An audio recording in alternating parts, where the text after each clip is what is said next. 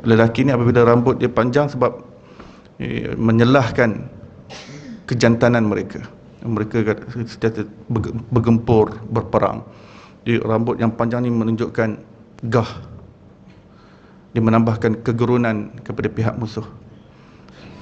Jadi Rasulullah ni sepanjang hidup baginda kebanyakan masanya adalah berambut panjang. Kalau direkodkan sebagai botak itu hanya sekali dua sahaja, itu pun ketika umrah dan juga haji.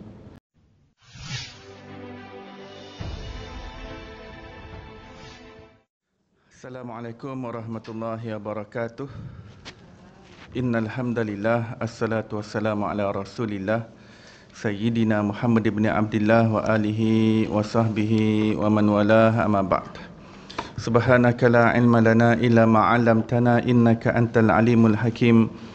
Rabbi syrah li sadri wa yassir li amri wahlul 'uqdatam min lisani yafqahu qawli. Allahumma salli ala sayyidina Muhammad al-Fatih lima ughliq wal khatim lima sabaq nasiril haqqi bil haqq wal hadi ila siratikal mustaqim wa ala alihi haqqa qadrihi miqdarihi al-azim. Allahumma anfa'na bima 'allamtana wa 'allimna alladhi ma yanfa'una. Allahumma faqihna fid din wa 'allimna at-ta'wil. Allahumma inna nas'aluka 'ilman nafi'an wa rizqan wasi'a wa na'udzubika min 'ilmin la yanfa' min qalbin la yakhsha. Allahumma iftah 'alaina futuhal 'arifin warzuqna fahman nabiyyin wa hifdzal mursalin wa imanal muttaqin arhamar rahimin.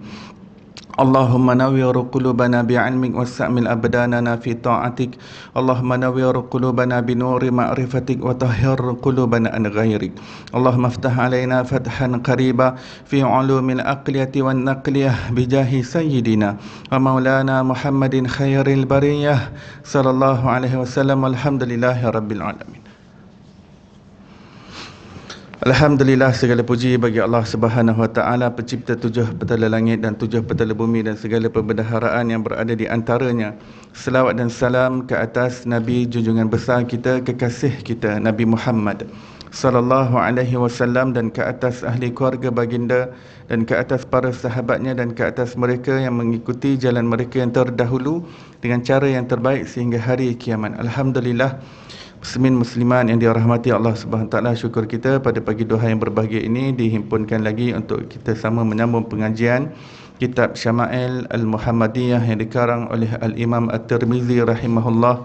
Mari kita bacakan ummul kitab dan hadiahkan kepada beliau dengan niat mudah-mudahan Allah kurniakan kita keberkatan ilmu, dibukakan kefahaman zahir dan batin, dan dicurahkan ke dalam dada kita seperti mana yang telah dilimpahkan ke dalam dada beliau. Wa ila hadratin nabiyil mustafa sallallahu alaihi wasallam. Al-Fatihah. A'udzu billahi minasyaitonir rajim. Bismillahirrahmanirrahim. Alhamdulillahi rabbil alamin, arrahmanir rahim, maliki yaumiddin, iyyaka na'budu wa iyyaka nasta'in, ihdinas siratal mustaqim, siratal ladzina an'amta 'alaihim ghairil maghdubi 'alaihim waladdallin. Amin. Baik, kita berada pada muka surat yang ke-24, bab yang ketiga, bab maja'a fi sya'ri Rasulillah sallallahu alaihi wasallam. Bab yang menceritakan tentang rambut Rasulullah sallallahu alaihi wasallam. Ya. Demikian terperincinya rekod yang dilakukan terhadap diri Rasulullah sallallahu alaihi wasallam. Sehingga bab khusus berkenaan dengan rambut sahaja. Details. Ya. Mana tokoh yang lain di dunia ini yang diceritakan tentang dirinya sampai rambutnya diceritakan secara terperinci. Kita kenal tokoh-tokoh besar di dunia ini, tapi bagaimana rambut mereka, wallahu alam.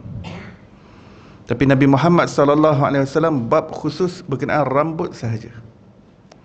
Hadis yang pertama, Haddatsana Ali bin Hujr anba'ana Ismail ibnu Ibrahim an Humaidin an Anas bin Malik radhiyallahu anhu qala kana sya'ru Rasulillah sallallahu alaihi wasallam ila nisfi udhunayhi.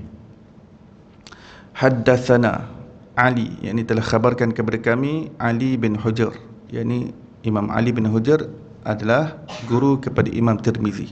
Ya. Amba'ana, telah khabarkan juga kepada kami Ismail bin Ibrahim. Ismail adalah guru kepada Ali bin Hujr. Ya. Daripada Humaid, daripada Sayyidina Anas bin Malik radhiyallahu anhu berkata, rambut baginda Rasul sallallahu alaihi wasallam mencapai ke pertengahan kedua-dua telinga. Ya. Sepanjang hidup Rasulullah sallallahu alaihi wasallam, kebiasaan rambut baginda adalah panjang, ya, panjang. Ya. Memang orang zaman dahulu memang panjang-panjang. Ya. Rambut lelaki memang panjang. Kalau kita jumpa hang tuah pun begitu juga. Jumpa hang jebat pun begitu juga. Jumpa demak pun macam tu juga. Jumpa semerah padi pun begitu juga. Memang begitu rambut orang dulu. Lelaki ni apabila rambut dia panjang sebab menyelahkan kejantanan mereka. Mereka sentiasa bergempur, berperang. Jadi rambut yang panjang ni menunjukkan gah. Dia menambahkan kegerunan kepada pihak musuh. Ya. Bukan bermakna zaman dulu tak ada barber. Dulu tak ada kedai gunting rambut. Zaman dulu tak ada pisau cukur. Tahap pisau cukur mereka boleh jadi lebih tajam daripada kita. Gunting mereka lebih tajam daripada kita. Ya. Jadi Rasulullah ni sepanjang hidup baginda, kebanyakan masanya adalah berambut panjang. Kalau direkodkan sebagai botak itu hanya sekali dua sahaja. Itu pun ketika umrah dan juga haji. Ketika umrah dan haji, dua kali direkodkan yang baginda membotakkan kepalanya.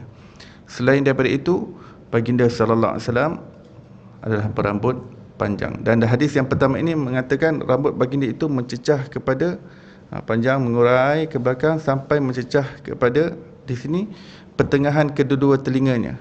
Di pertengahan. Di pertengahan.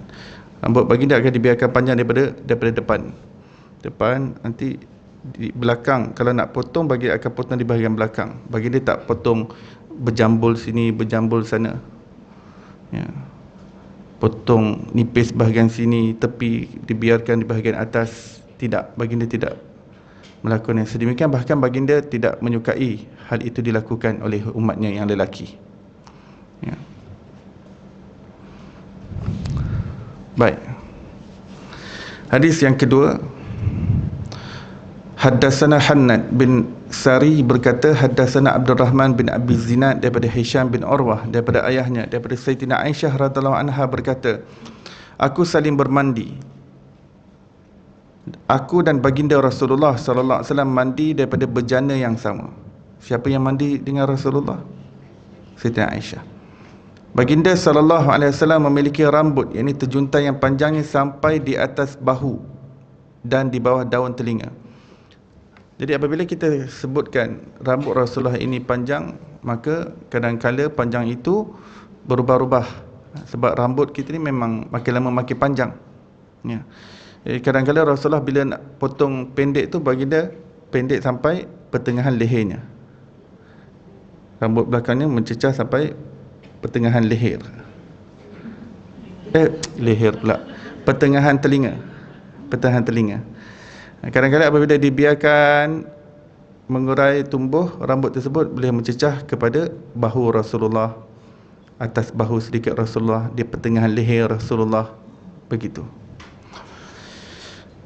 Jadi daripada hadis ni, Siti Aisyah bagi tahu tentang rambut Rasulullah sallallahu alaihi wasallam yang mana panjangnya sampai di atas bahu Rasulullah, di bawah daun telinga, di bawah bahu.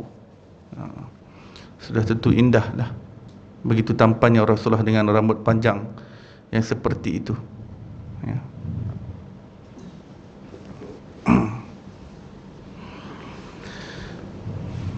Dan pelajaran daripada hadis ini juga kita dapat mempelajari bahawa tidak mengapa untuk suami dan isteri mandi bersama. Dia menambahkan lagi kasih sayang antara suami dan isteri. Mandi daripada bejana yang sama. Bermakna Rasulullah sallallahu alaihi wasallam ini sangat menghargai wanita. dan meletakkan kehormatan dan kemuliaan pada wanita. Kalau bangsa yang memandang hina kepada wanita, dia tidak ingin mandi bersama dengan wanita seperti ini, ya. Tidak ingin mandi sama bejana. Bagi dia, bekas daripada wanita ni kotor, ya. Dan ini memang berlaku zaman jahiliyah. Wanita-wanita memang dipandang hina, bukan sahaja di dunia Arab. Pergilah dunia Eropah, kajilah sejarah Eropah, kajilah sejarah Barat, kajilah sejarah India dan China. Bagaimana wanita diperlakukan, bagaimana wanita dilayan. Kadang-kadang layanan itu seperti binatang, seperti bukan seorang manusia yang berperasaan, seperti hidupan yang berupa haiwan, ya. Bila kita kaji sejarah, kita akan dapat tahu dunia Eropahnya dengan dunia Arabnya, dunia mana-mana wanita ni diremehkan, suatu hidupan yang seolah-olah hina, hidupan yang keji. Kalau di zaman Arab jahiliyah itu, hatta ketika Rasulullah masih hidup lagi, ketika baginda masih kecil, kanak-kanak, sebelum menjadi Nabi, sebelum jahiliyah dihapuskan sepenuhnya, wanita yang datang haid ni, lelaki dia tak nak langsung tidur dengan dia. Dia punya custom dia, wanita haid dia kena duduk dalam bilik, tak boleh mandi, tak boleh tukar pakaian, duduk saja dalam bilik. Sebab bagi dia, wanita haid ni dah kotor sekotok-kotoknya, macam ayam acak.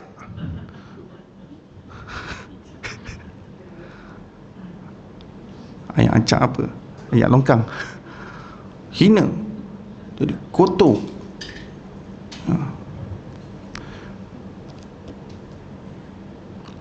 Tak boleh mandi, tidak dibenarkan mandi, tak boleh keluar daripada bilik dia. Maksudnya memang diperlakukan dengan hina. Rasulullah lah yang menaikkan martabat wanita. Kehormatan wanita itu diperjuangkan haknya oleh Rasulullah sallallahu alaihi wasallam. Islam yang memartabatkan wanita. Sebab itu kita tersenyum melihat perjuangan feminis daripada kalangan orang Islam. Orang Barat ni dah memang feminis, kita faham memang orang Barat memang mereka ada pengalaman sejarah yang hitam, lagi gelap gelita terhadap wanita. Jadi mereka bangun di atas perjuangan tersebut, memperjuangkan hak wanita, ya.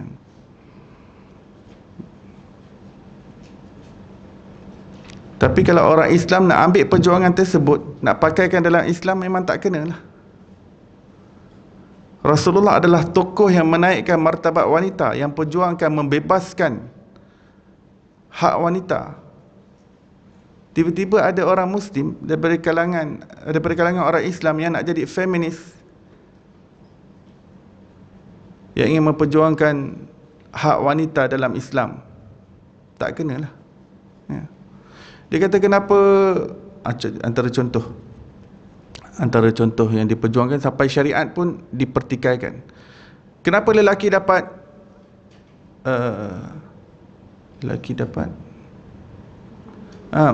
kenapa perempuan dapat separuh daripada lelaki, daripada harta warisan? Kalau dia ada dua beradik, mak ayah dia tinggalkan 1 juta, ya, 1 juta. Jadi jumlah 1 juta itu akan dibahagikan antara keduanya. Tetapi adik perempuan, katakan 2 adik beradik dia, 1 lelaki 1 perempuan, nisbah dia 1/2. Lelaki dapat 1/2, perempuan dapat 1/2 daripada lelaki. Itu faraid. Jadi berapa, ya? Ya,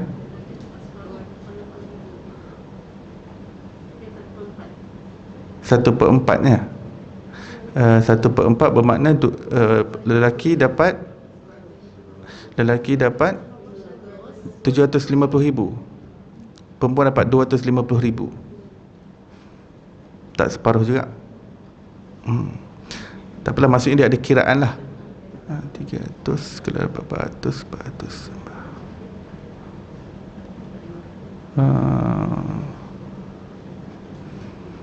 600. 600 bagi 300. Lebih kurang lah. Lebih kurang lelaki dapat 660, perempuan dapat 330. Macam tu. Lebih kurang lah. Lelaki dapat 660,000, perempuan dapat 330,000.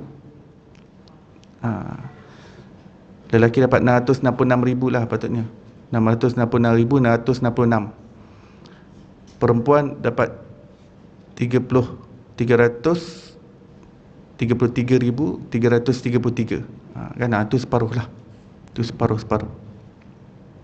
Jadi ada yang memperjuangkan, kenapa ini menzalimi hak wanita? Padahal Islam yang memartabatkan. Pada awalnya sebelum ni perempuan tak mewarisi pun. Dan syariat yang diturunkan kepada Rasulullah mensyariatkan bahawa perempuan pun dapat bahagian. Tapi oleh kerana perempuan dapat bahagian yang separuh, tapi dia full untuk diri dia, dia tak ada tanggungan lain-lain. Tapi lelaki Allah Ta'ala jadikan dia bertanggungjawab ke atas banyak tanggungan di bawah dia, maka dia dapat lebih. Memang Islam aturkan cantik dah. Ini dipertikaikan lagi. Tu bab syariat. Dan bab-bab lain dia nak sama bebas. Macam lelaki boleh buat apa, perempuan pun boleh sekali. Maksudnya nak sama rata. Memperjuangkan hak wanita nak sama rata dengan lelaki. Maka tak balance. Kalau nak sama rata daripada 50-50, tak balance. Baik, itu pengajaran daripada hadis ini. Rasulullah SAW memuliakan wanita. Baginda orang yang insan yang termulia, tak ada masalah nak mandi dengan isterinya. Sudah tentu Rasulullah ketika ini umurnya sudah 50 lebih.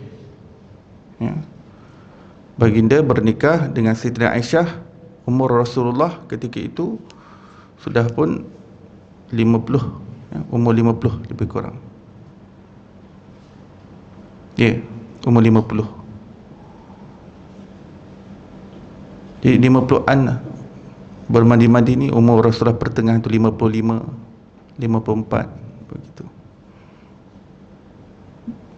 Jadi soal usia tidak menjadi penghalang untuk mandi bersama-sama. Tidak menjadi penghalang. Kalau ada orang nak amalkan lagi, dah tua-tua pun still okay. Jadi benda tu tak hanya suatu novelty ketika muda sahaja. Sampai tua pun, Rasulullah ni umur berapa ni? Ini bukan Rasulullah umur muda ni. Bukan ketika usia terang-tang-tang ni. Perlu faham dulu bila umur Rasulullah menikah dengan Siti Aisyah.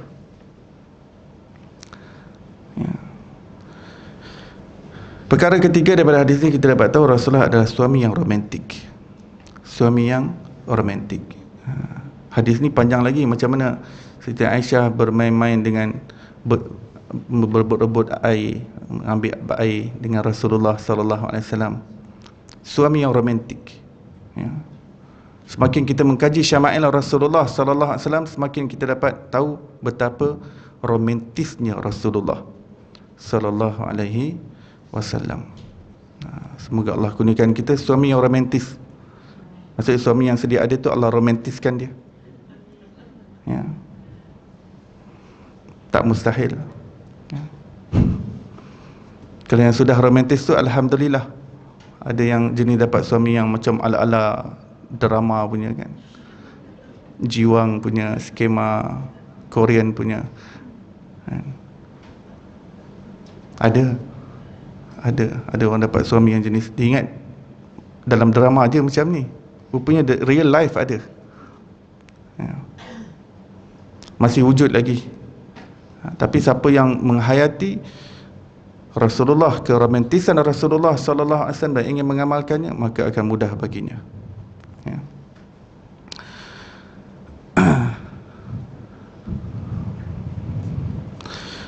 Dan kalau suami itu tak romantis, maka isterilah yang kena jadi romantis. Tak apalah, kalau suami aku tak nak romantik, biar aku yang mulakan dulu. Biar aku start dulu. Jangan tunggu suami tu, nanti lepas sudah. Lepas sudah tak dapat nak menghayati makna keromantisan rumah tangga tu. Kering je. Tak apalah, kita mula dulu. Bila hadis macam ni, dia bukan saja kata laki saja kena buat, perempuan pun kena buat juga. Jadi kita tak tunggu suami kita bagi bunga pada kita, kita bagi bunga pada dia. Biar padan muka dia, bagi dia sejambak bunga mawar merah.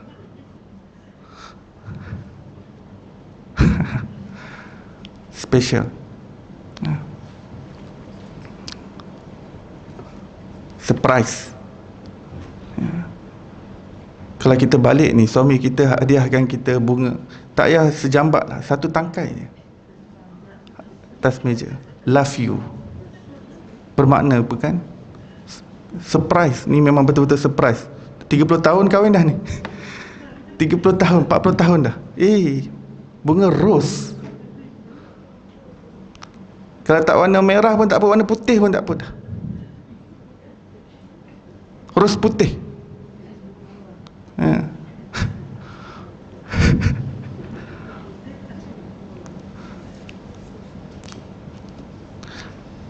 Suami kita ni gesture sikit pun, kalau dia petik bunga raya depan rumah tu pun, kasih cantik-cantik sikit bungkus, tak, I love you, bermakna. Surprise. Manusia kan suka surprise. Orang bagi kita hadiah, surprise, suka. Oleh kerana Allah ciptakan kita begitu, suka surprise. Di dalam syurga, Allah surprisekan kita pada setiap saat. Setiap detik Allah surprisekan kita dengan kenikmatan yang berbeza dengan sebelumnya. There is no such thing as stagnant in paradise. Tak ada yang satu term je macam tu, sekata, tidak.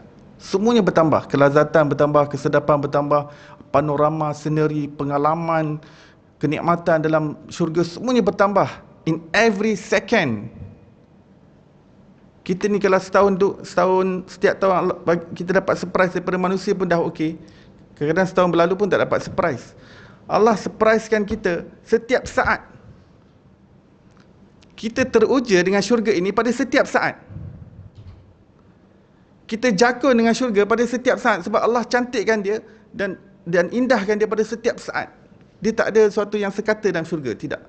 Dan penambahan dan enhancement itu berlaku secara infinity. Betapa hebatnya Allah Ta'ala. Allah surprisekan kita. Jadi tidak akan hilang novelty dalam syurga. Di dunia ni, kadang ada benda hebat macam mana pun, dia boleh hilang novelty. Betul tak? Benda tu hebat macam mana, lama-lama dia hilang novelty. Mula-mula jakun. Apa maksud hilang novelty? Mula-mula jakun, dah lama-lama biasa. Dah biasa. Ya. Tapi syurga ni, semakin lama dalam syurga, setiap saat kita semakin jakun, semakin teruja. Semakin teruja, maksudnya semakin terkesima melihat, subhanallah. Macam kat dunia ni kita dapat seperti wow kat orang jakun. Dalam syurga begitu, wow, tak pernah jemu, tak pernah bosan di dalam syurga. Bayangkan, bukan nak hidup 10 juta tahun dalam syurga. Bukan nak hidup 100 trilion tahun dalam syurga. Selama-lamanya kekal abadi. Infinity, eternity, dan segalanya bertambah. Ya. Dan dalam keadaan Allah tak bosankan sedikit pun ahli syurga. Tak hilang sedikit pun novelty, kenikmatan di dalam syurga. Hebatnya Allah Ta'ala janjikan untuk orang-orang yang beriman. Hadis yang berikutnya,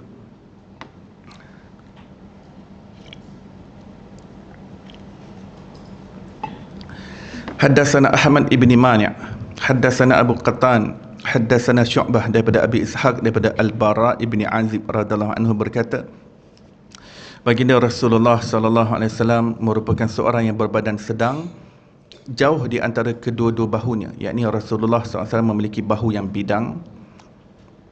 Rambut baginda sallallahu alaihi wasallam terjuntai menyentuh kedua-dua daun telinganya. Menyentuh kedua-dua daun telinganya, ni daun menyentuh sampai ke bawah. Ya. Apa maksud berbadan sedang? Maksud baginda tidak terlalu gemuk dan tidak terlalu kurus, tapi sedang, dan badan baginda sasa. Badan baginda tidak terlalu tinggi lampai dan tidak terlalu tinggi rendah, tetapi sederhana daripada kalangan kaumnya. Ya, itu maksud berbadan sedang. Hadis yang berikutnya, haddatsana Muhammad bin Bashar, haddatsana Wahab ibnu Jarir bin Hazim berkata, haddatsani, ayahku daripada Qatadah berkata, aku bertanya kepada Sayyidina Anas bin Malik radhiyallahu anhu, bagaimana rambut Rasulullah sallallahu alaihi wasallam. Sayyidina Anas radhiyallahu anhu menjawab, rambut baginda Rasulullah sallallahu alaihi wasallam tidak terlalu kerinting dan tidak terlalu lurus. Rambut baginda sallallahu alaihi wasallam sampai mencecah kedua-dua daun telinga baginda. Daun telinga, ni daun telinga sampai ke bawah. Tidak terlalu kerinting dan tidak terlalu bergulung. Tidak terlalu lurus, ini tidak terlalu tegak kaku. Tetapi pertengahan di antara keduanya, iaitu ikal mayang. Rambut baginda berombak. Ya, ini menambahkan lagi ketampanan dan keindahan rupa paras Nabi Muhammad sallallahu alaihi wasallam. Hadis yang berikutnya, haddatsana Muhammad bin Yahya bin Abi Umar Al-Makki, haddatsana Sufyan bin Uyainah daripada Ibnu Abi Najih daripada Mujahid daripada Ummi Hani binti Abi Talib radhiyallahu anhu berkata, ini semua nama-nama ulama. Mana tahu nak dapat idea nak namakan anak ke? Ummi Hani. Dapat anak perempuan Ummi Hani, sepupu Rasulullah sallallahu alaihi wasallam. Hani kat situ bukan madu ya. Hani kat situ maksudnya tenang, damai. Ummi Hani, ibu kedamaian. Hani, jaranglah orang Melayu nama Ummi Hani ya. Rika Modena nama anak, Rika Modena.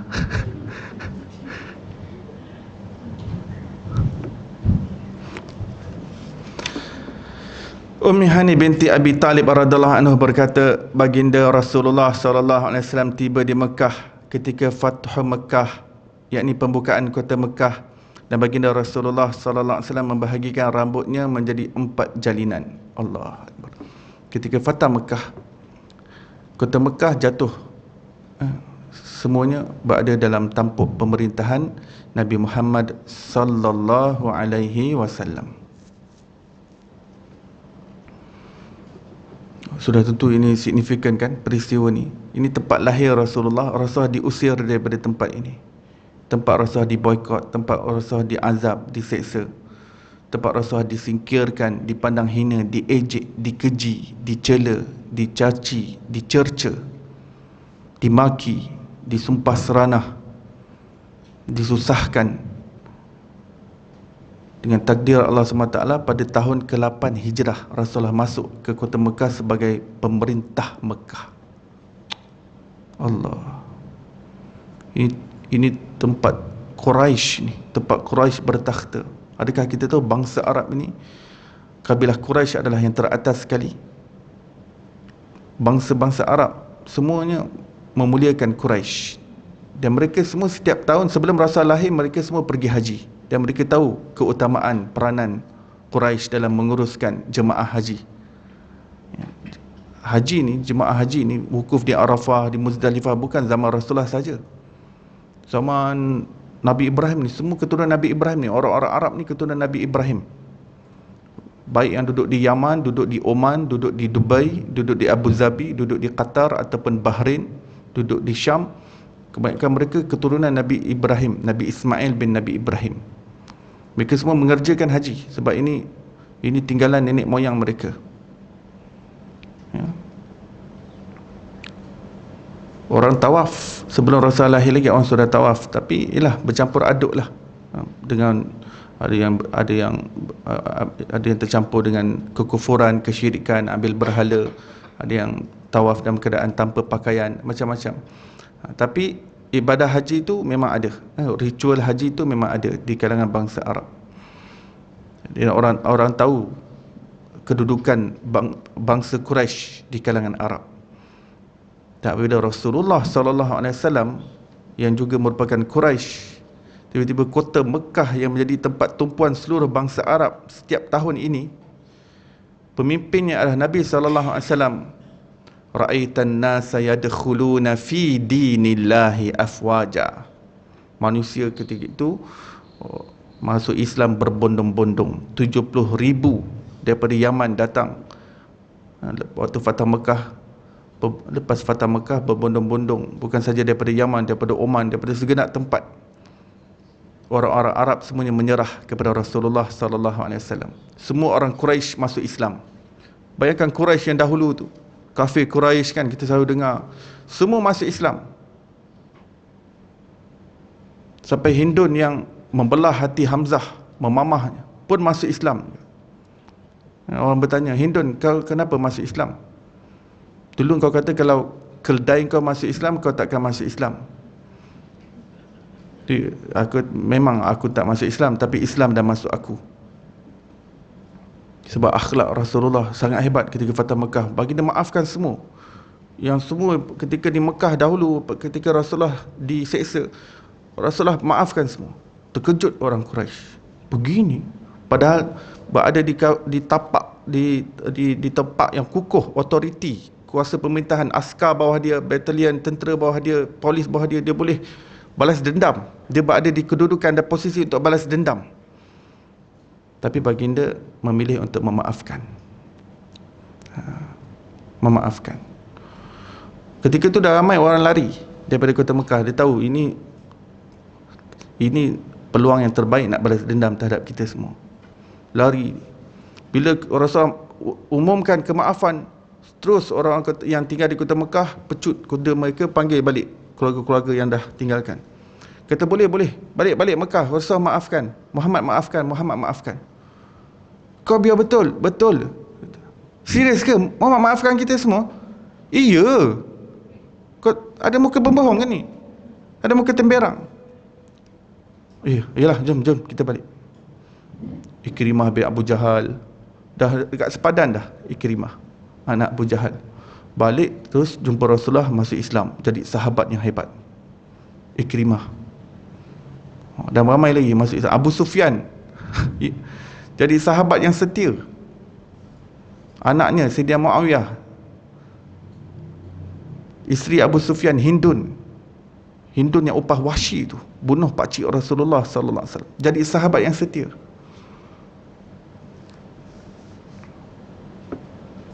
Ini kota Mekah. Rasulullah masuk dalam keadaan rambut baginda agak panjang dan baginda kemaskan dengan baginda ikat 4 tocang. Apa maksud 4 jalinan? 4 tocang. Apa maksud tocang? Susah pula saya nak. Tocang ni rambut kita 3 kan pintal. Dapat satu tocang. Ambil lagi 3 pecah 3, jalin kan, ikat hujung dia, jadi another tocang. 4 tocang semuanya. Saya tak dapat bayangkan betapa hebatnya wajah Rasulullah ketika itu dengan 4 tocang. Ya. Betapa handsomenya Rasulullah dengan 4 tocang ini. Rambut sudahlah ikal mayang, diikat pula 4 tocang begitu. Kasih kemaskan lagi. Allahu Akbar. Haddatsana Suaid bin Nasar, haddatsana Abdullah bin Al-Mubarak, daripada Ma'mar, daripada Sabit Al-Bunani, daripada Sayyidina Anas bin Malik radhiyallahu anhu, sesungguhnya rambut baginda Rasulullah sallallahu alaihi wasallam mencapai ke pertengahan kedua-dua telinganya. Haddatsana Suaid bin Nasar, haddatsana Abdullah bin Al-Mubarak, daripada Yunus bin Yazid, daripada Az-Zuhri, haddatsana Abdullah bin Abdullah ibni Utbah, daripada Ibnu Abbas radhiyallahu anhuma, sesungguhnya baginda Rasulullah sallallahu alaihi wasallam pada awalnya menyikat rambutnya ke belakang. Sedangkan orang-orang musyrik menyikat rambut mereka dengan membahagi dua, yakni ke kiri dan ke kanan. Dan Ahlul Kitab menyikat rambutnya ke belakang. Baginda Rasulullah SAW lebih gemar untuk muwafaqah, yakni bersetuju dengan ahli kitab, selagi perkara itu tidak diperintahkan sesuatu pun. Kemudian baginda Rasulullah SAW membahagikan rambutnya. Pendek kata begini kesimpulannya. Pada awalnya ketika Rasulullah SAW masuk kota Madinah itu,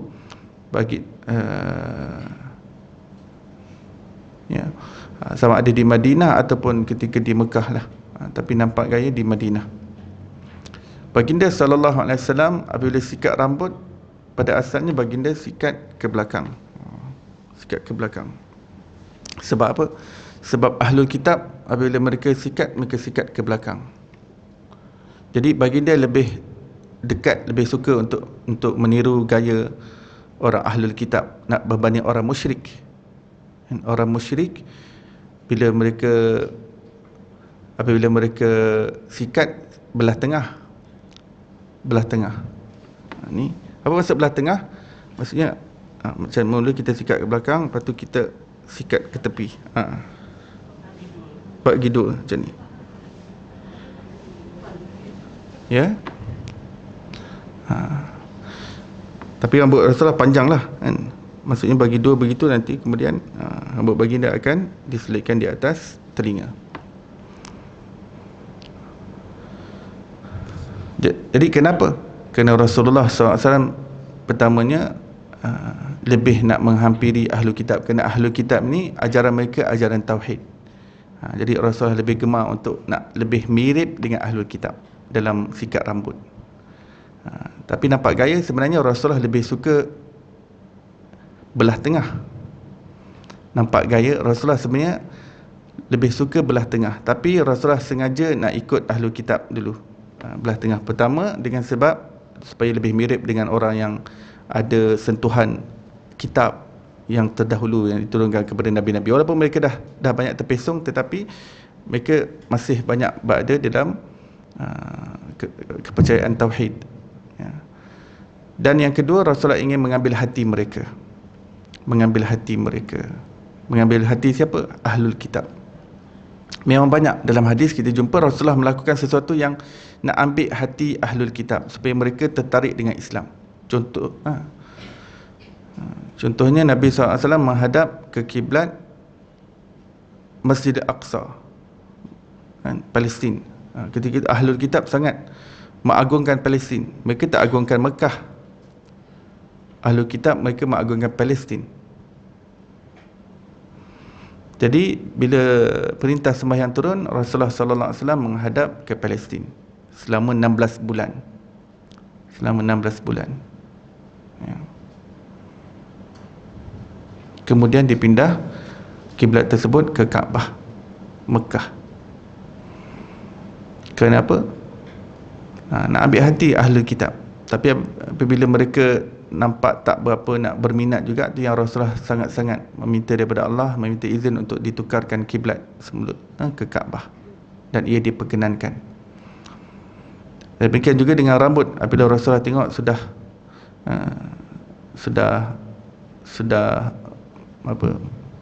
orang Ahlul Kitab pun tak berapa nak berminat dan sebagainya, Rasulullah pun mula belah tengah. Dan kita tahu bahawa di situlah apa yang Rasulullah suka sebenarnya.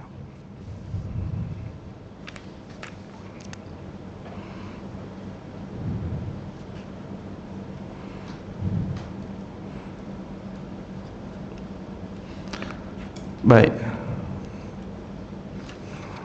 Hadis yang terakhir dalam bab ini, haddatsana Muhammad bin Bashar, haddatsana Abdul Rahman bin Mahdi, daripada Ibrahim bin Nafi' al-Makki, daripada Ibnu Abi Najih, daripada Mujahid, daripada Ummi Hani radhiyallahu anha berkata, aku melihat baginda Rasulullah sallallahu alaihi wasallam menjalinkan rambutnya menjadi 4 bahagian.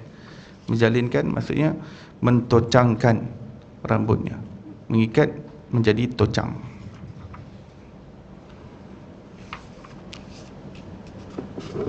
Kita jangan ingat tocang ni bukan perempuan je ke buat tocang.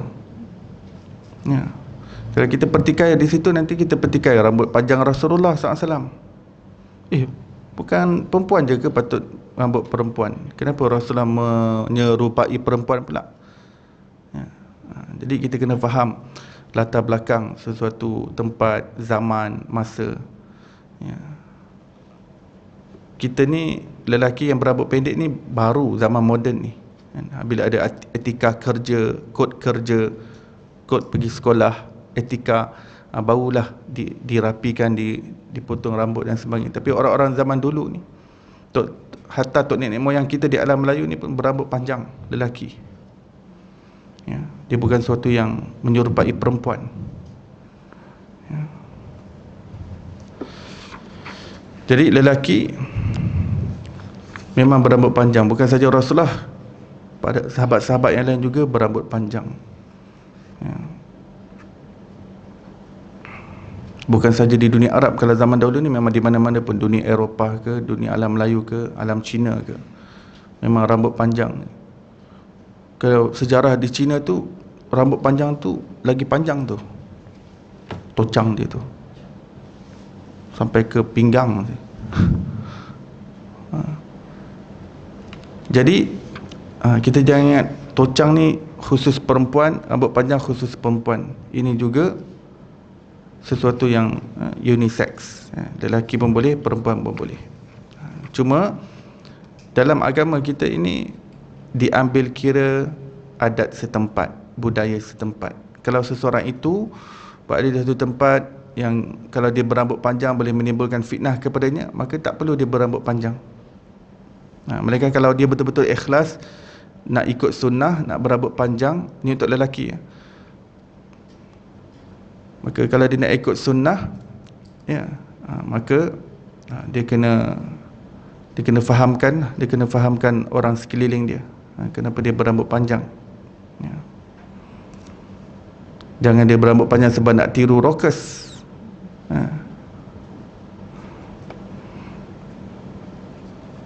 Tapi kalau setiap kali orang tersalah faham dengan dia, teringat dia perempuan dan sebagainya, maka dia perlu fikirkan, sebab sunnah berambut panjang ni dia sunnah yang berkaitan aksesori. Sunnah yang berkaitan aksesori ni dia bukan suatu tuntutan wajib. Jadi seseorang itu perlu lihat kepada budaya setempat, keadaan sekeliling, kebiasaan setempat. Ya. Jika ia menimbulkan fitnah, maka tidak perlu.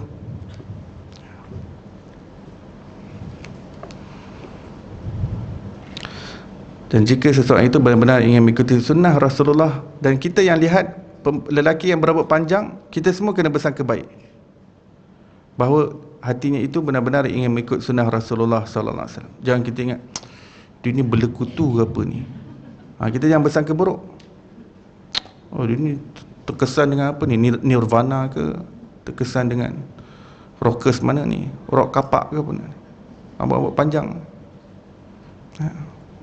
mak rockers. Jangan, sebab bila benda tu berkait dengan Rasulullah SAW, kita jangan merendah-rendahkan, jangan meremeh-remehkan. Ya, kita sangka baik, tugas kita bersangka baik.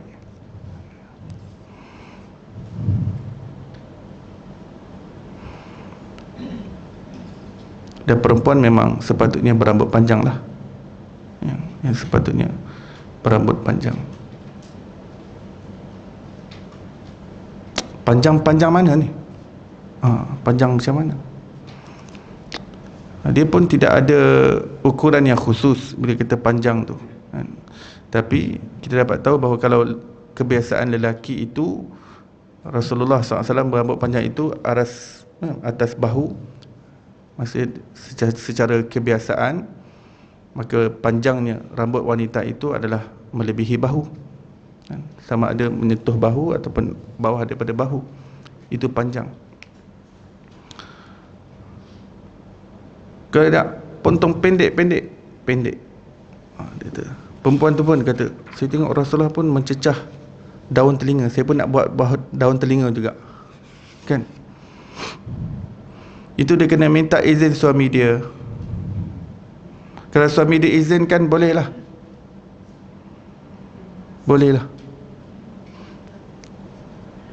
Tapi perempuan yang potong rambut pendek macam tu, kalau dia nak jadi tomboy, nak menjumpai lelaki, haram. Salah. Walaupun asal hukumnya harus. Asal hukumnya kalau perempuan nak potong macam jenis pendek lelaki punya pendek kan. Tapi bukan pendek yang macam betul-betul apa? Pendek lelaki, tidak, maksudnya rambut tu panjang tapi dia mencecah kepada telinga dia ke ataupun kepada pertengahan leher. Asalnya harus.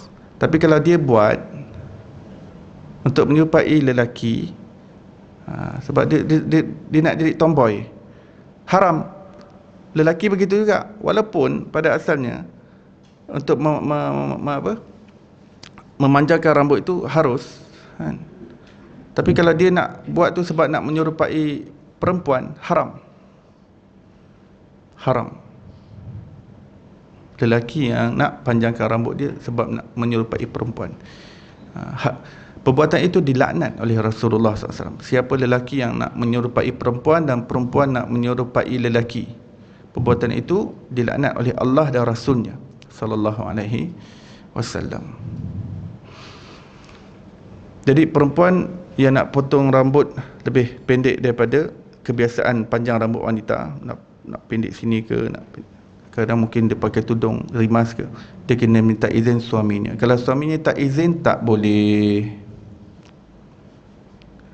Suami kalau nak tengok isteri dia berambut panjang, supaya ada beza lah sikit dengan lelaki. Dia dah biasa tengok lelaki rambut pendek, dia nak tengok ada kelainan. Jadi ikut kehendak suami. Kalau tak ikut kehendak suami, dia potong juga pendek, derhaka. Derhaka pada suaminya. Khalas. Ya. Bab yang keempat, Babu maja'afi tarajjuli Rasulullah sallallahu alaihi wasallam. Bab yang menceritakan tentang cara Rasulullah SAW menyikat rambut. Ya. Mana tokoh besar di dunia ni cara sikat rambut dia? Macam mana Socrates sikat rambut, macam mana Plato, macam mana Shakespeare sikat rambut, macam mana Isaac Newton sikat rambut, macam mana Benjamin Franklin sikat rambut, macam mana Michael Faraday, macam mana Thomas Alva Edison sikat rambut. Ya. Macam mana Albert Einstein sikat rambut? Ada tak artikel khusus Albert Einstein? Tesla, macam mana mereka sikat rambut? Ya. Nabi SAW terperinci. Kenapa? Para sahabat memahami bahawa apa sahaja yang ada pada diri Rasulullah itu sebahagian daripada agama. Ya. Ia sepatut sesuatu yang dipautkan pada hati kita. Bagaimana rupa paras Nabi SAW. Haddatsana Ishaq bin Musa al-Ansari, haddatsana Ma'an Ibni Aisyah, haddatsana Malik bin Anas daripada Hisham bin Urwah daripada ayahnya, daripada Aisyah Ummul Mukminin radhiyallahu anha berkata, aku menyikat baginda Rasulullah sallallahu alaihi wasallam ketika itu aku sedang haid. Penting sebab orang zaman dulu perempuan ni bila haid saja memang terus diisolatkan, diasingkan, dipinggirkan, tak boleh, hatta tak boleh khidmat pada suami dia. Begitu sekali. Dia tak boleh masak. Orang kotor tak boleh masak untuk lelaki suci. Kotor buat cara kotor, duduk saja dalam bilik. Mandi pun tak dibenarkan, duduk saja. Buang air semua dalam bilik. Sebab tu dalam sejarah ni, perempuan haid kalau lepas habis haid ni biliknya busuk, kena bersihkan. Lihat bagaimana Islam memartabatkan wanita. Rasulullah sengaja ketika ini Rasulullah sedang beriktikaf ya. Beriktikaf ni memang Rasulullah tak keluar daripada masjid. 10 hari terakhir Ramadan baginda tak keluar masjid. Walaupun rumah baginda sebelah masjid, baginda tak masuk rumah. Ini suluk. Ini suluk. Tinggalkan rumah, suluk dalam masjid. Nama lain dia, nama fikahnya i'tikaf. Maka Nabi SAW pergi di tepi pinggir rumahnya, kerana rumah baginda tu ada ada tingkap. Tingkap baginda tu kalau buka memang nampak tu Masjid Nabawi. Kan? Pintu daripada luar sana. Pintu daripada luar. Tapi sebelah masjid ni dia tak ada pintu tapi dia ada tingkap. Tingkap tu buka memang tu nampak masjid. Jadi Rasulullah pergi di tepi tingkap tersebut kan, dan baginda hulurkan kepala baginda supaya Sayyidah Aisyah menyikatkan rambut Rasulullah sallallahu alaihi wasallam.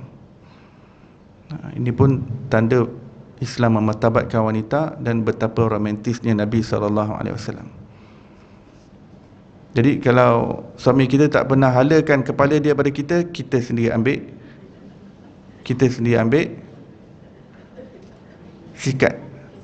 sikatkan dia. Biarlah kita mulakan dululah, kita mulakan dulu. Jangan tunggu dia. Ya.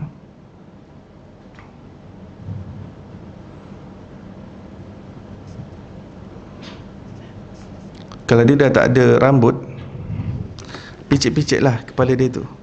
Picit-picit. Romantik lah. Romantik. Rumah tangga ni Rasulullah ajar, biarlah romantik, janganlah kering-kering sangat. Nabi SAW ni tengah dalam ibadah ni, Ramadan ni, tengah ibadah hebat. Tapi Rasulullah tak lupakan keromantisan dengan isterinya.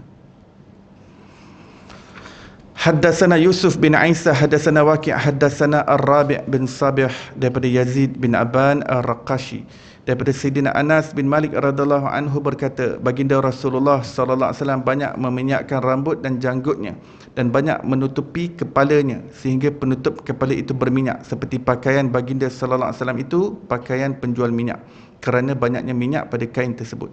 Baginda sallallahu alaihi wasallam ni sangat particular dalam mengapply minyak pada rambutnya. Sebab baginda rapi. Minyak zaitun, minyak apa? Minyak zaitun. Baginda sentiasa meminyakkan rambutnya dan juga janggutnya. Sehingga baginda sentiasa ada kain tutup kepalanya untuk lapik minyak tersebut. Sebab baginda kan pakai kopiah, pakai serban kan, supaya minyak tersebut tak terlalu efek kepada serban tersebut. Baginda ada macam satu handkerchief yang tutup rambut tersebut supaya dia dilapik antara serban dengan rambut.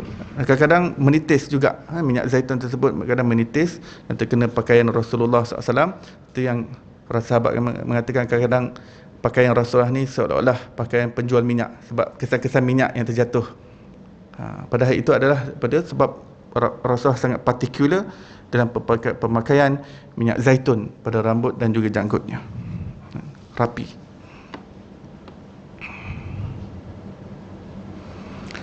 Haddatsana Hannad bin Sari, haddatsana Abul Ahwash daripada Ash'ath ibni Abi Sya'sa daripada ayahnya daripada Masruq daripada Sayyidina Aisyah radhiyallahu anha berkata, sesungguhnya baginda Rasulullah sallallahu alaihi wasallam menyukai tayammun ketika baginda sallallahu alaihi wasallam menyucikan diri.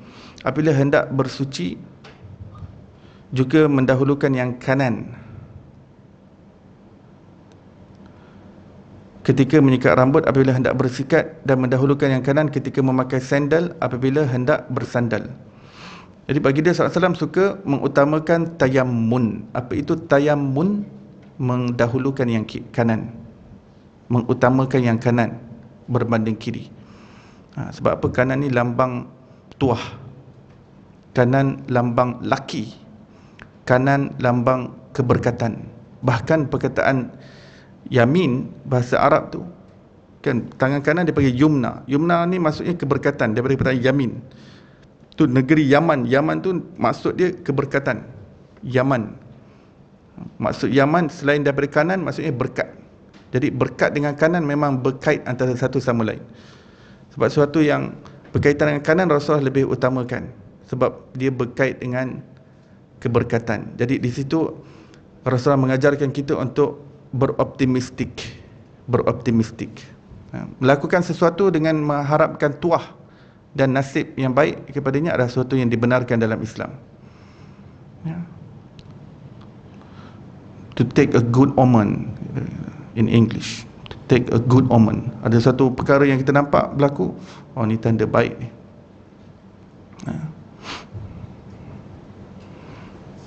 Apa barangan Pertama yang awak jual oren, oh banyak ong lah. Dengan izin Allah Subhanahu Wa Taala. Ya. Tetapi Rasulullah kata Islam memasukkan kesialan. Memasukkan kesialan dalam Islam. Maksudnya buat ni, ni tanda sial ni. Ni gagak ni. Lalu atas rumah ni. Ni tanda sial. Burung hantu. Malam-malam. Ni tanda sial ni. Menyapu, terkena kaki. Sial ni. Rasul kata Islam menghapuskan sial dan mensabitkan tuah. Orang Arab ada, Arab jahiliah ada dua tu ada. Melakukan sesuatu mengharapkan tuah, dan berlaku sesuatu kerana menganggap benda tu membawa kesialan. Benda tu ada. Tapi ketika Rasulullah datang, Rasulullah mengekalkan yang tuah dan menghapuskan konsep sial. Konsep tuah terus berlangsung dalam Islam. Jadi apabila kita melakukan sesuatu, kita anggap ada kebaikan padanya. Itu salah satu bentuk sangka baik kepada Allah ya. Sebenarnya suatu sangka baik kepada Allah. Dan sebuah hadis qudsi Allah mengatakan, ana inda zanni abdi bi. Aku di atas persangkaan hamba-Ku terhadapku. Ya. Maka apabila kita melakukan sesuatu, memberi nama sesuatu, maka kita harapkan tuah di sebaliknya. Kita berikan nama pada anak kita, mudah-mudahan tuah di sebalik nama itu Allah Ta'ala kurniakan. Sebab tu Rasul kata beri nama yang baik-baik. Itu doa. Itu suatu bentuk optimistik supaya anak kita itu jadi baik. Ya.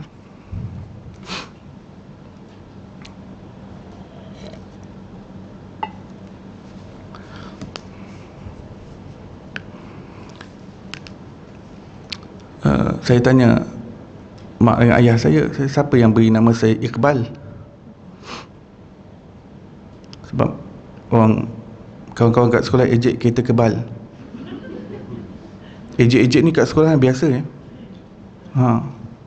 Pening kita budak-budak ejek-ejek ni. Saya antara mangsanya. Kita kebal, kita kebal. Kadang dalam kelas kalau cikgu cerita pasal kereta kebal, nanti semua tengok saya.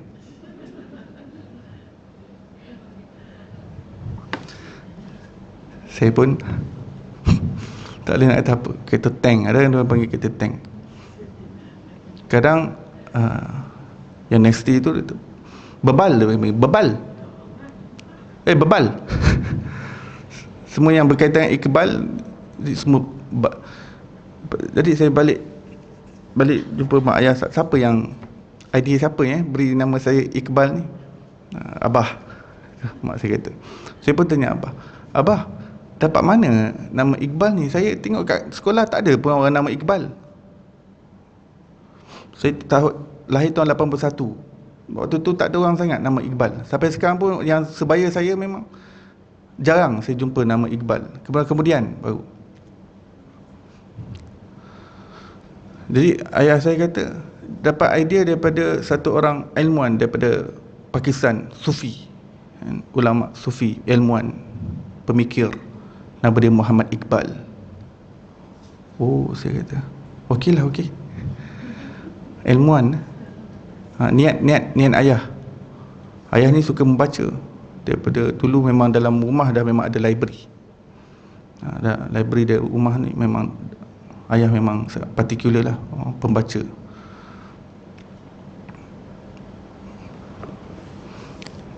Jadi saya pun mula tengok apa nak mana Iqbal ni, apa makna Iqbal dalam kamus nama-nama anak orang Islam kan. Maksud Iqbal maju, mara, tampil ke hadapan, unggul di hadapan, begitu. Tak apalah, ni doa lah. Lepas tu saya dah tak kisahlah orang nak panggil saya kereta kebal ke bebal ke, lantak kau lah. Yang penting nama tu baik lah. Ayah saya ada niat yang baik ya.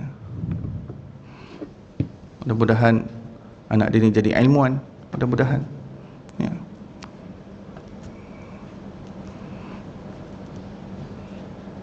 Rupanya sure enough, lepas saya masuk belajar agama, nama Iqbal ni sentiasa saya dengar. Baik ketika belajar di Hadramaut, sebab Habib Umar sentiasa guna perkataan Iqbal untuk orang yang maju menuju Allah. Selalu guna Al-Iqbal ala Allah. Habib Umar selalu guna. Sepanjang saya belajar di Afrika Selatan pun begitu juga.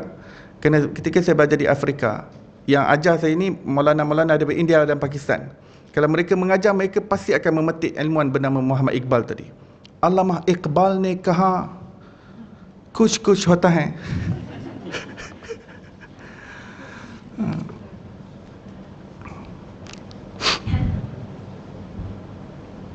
Saya selalu dengar 7 tahun belajar Afrika, memang selalu didengar Allamah ni orang yang alim bernama Iqbal ni berkata begini-gini, sebab dia banyak karang syair-syair yang hebat dalam agama Islam. Kemudian lepas habis balik ke tanah air 2013, saya mula masuk belajar universiti, belajar di tempat Profesor Nakib Alatas, dan memang dipelajari pemikiran Muhammad Iqbal ni, dipanggil Sufi Iqbal dia, sebab pemikiran dia banyak berkisar tasawuf, ya. Memang dikaji, dibincangkan, ya. Baik, Rasulullah menyukai yang kanan. Baginda bersuci, baginda utamakan yang kanan. Maksudnya kalau baginda mandi wajib, baginda settlekan belah kanan dahulu, ya. Begitu juga dengan wuduk, mana yang serentak-serentaklah, kan? Macam kumur, kita tak kumur belah kanan dulu, baru kiri. Itu serentak, kumur serentak, kan? Basuh pergelangan tangan pun serentak, basuh telinga pun serentak. Tapi yang jenis basuh tangan, kan? Ini kanan dulu baru kiri. Kaki pun begitu. Juga mendahulukan kanan ketika menyikat rambut. Maksudnya baginda settlekan yang sebelah kanan dulu, baru sebelah kiri. Dan juga ketika memakai sandal, pakai sandal capal kanan dulu, baru kiri. Ini ketika pakai. Ketika cabut, baginda cabut yang belah kiri dulu, baru kanan. Jadi kalau saya masuk dalam masjid, saya akan masuk kaki kanan, maka saya akan cabut dulu kaki kiri dan saya letak dulu di lantai, kemudian baru saya cabut kaki kanan dan melangkah ke masjid. Kalau saya tak buat macam tu, nanti saya nak kena akrobatik. Macam mana nak masuk kaki kanan? Tak apa, lantai bersih. Tak apa. Kalau tak nak juga pijak lantai, pijak dah kasut, atas kasut tu, atas selipar, ya. Bersih, Dalam Islam ni, asal segala perkara adalah suci, kecuali jika dah benar-benar yakin ada najis di situ. Ini hukum asal Islam. Tidak tahu yang ini, memang kita jadi was-was selalu nanti. Was-was. Hatta dalam tandas pun asalnya bersih, melainkan memang ada nampak kesan najis di situ. Buka-buka tudung, terlepas, alamak, jatuh, tandas ada najis. Bau-bau tak ada apa-apa, tapi nak hilah, tandas ni kan kotor. Dibalik ke mana? Hukum fiqh, al-yaqin la yazulu bisyak. Suatu yang diyakini tidak dapat disingkirkan dengan syak wasangka. Jadi ada najis ke tak ada najis tu masih syak wasangka. Yang yakin benda tu memang asalnya bersih, melainkan memang asalnya kotor, tempat yang asalnya kotor, dia balik pada hukum asal tu, ya. Jadi tandas ni asalnya memang bersih, memang tak ada najis di situ. Jadi jika terjatuh, kita nak buat sembahyang. Jadi bila tak ada bau dan tak ada kesan apa-apa, maka diperbolehkan bawa sembahyang, sebab dia balik kepada hukum suci yang asal, ya. Jadi jangan terperanjatlah orang-orang pakai abaya tu mengheret-heret ni. Macam mana ni sembahyang dia heret, tatah dia entah-entah, tu ada perkataan entah-entah, tatah terkena najis, dia jadi penyapu Masjidil Haram ni, Masjid Nabawi semua seret abaya dia atas lantai, atas tanah. Lepas tu bawa sembahyang pula tu, tak tukar telekung lain. Asal hukum bersih, itu hukum fikahnya. Tak tahu yang ini, memang pening nanti, pening, ya. Jadi boleh tak orang yang menyeret atas lantai tu. Kadang-kadang perempuan kan memang kena labuhkan. Labuh itu terseret atas lantai. Orang Arab pelik dengan orang Melayu. Oh, senting-senting pakai kain. Ada banjir ke apa ni? Innalillahi wa inna ilaihi raji'un. Perempuan aib. Senting-senting, nampak buku lali. Astaghfirullahalazim. Dia pening tengok kita. Perempuan pula sini pening tengok dia terseret macam tu. Tapi yang pening lagi, terseret tu sah kalau dia buat sembahyang. Segi mana dia tahu dia tak seret atas najis, dia yakin dia lalu tempat suci, dah sah hukum asal. Hadis yang berikutnya, hadatsana Muhammad bin Bashar, hadatsana Yahya bin Sa'id daripada Hisham bin Hasan daripada Al-Hasan Basri daripada Abdullah bin Mughaffal berkata, baginda Rasulullah SAW melarang untuk sering menyikat rambut kecuali bersekali-sekala. Bersekali-sekala maksudnya sehari selang sekali. Sebab apa? Di dalam bahasa Arab tu ani tarajjuli ila ghibban. Ghibban ni dalam bahasa Arab maksudnya selang sehari.